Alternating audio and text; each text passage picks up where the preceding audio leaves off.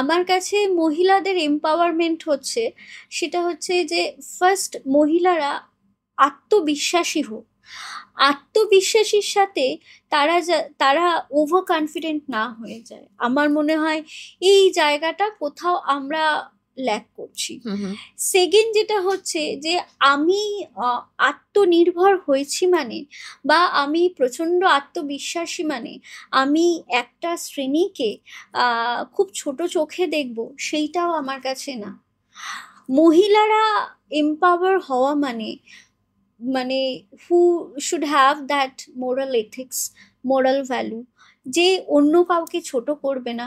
আমার মনে হয় যে আর একটা জিনিস এখানে মহিলাদের আরো, আমি বেঙ্গলে বেশি করে এই জিনিসটা দেখতে পাই, যে একটা মহিলা যখন একটা ভালো জায়গায় পৌঁছে যায়, সে অন্য কাউকে প্ল্যাটফর্ম দিতে চায় না অন্য কিছু করবার জন্য।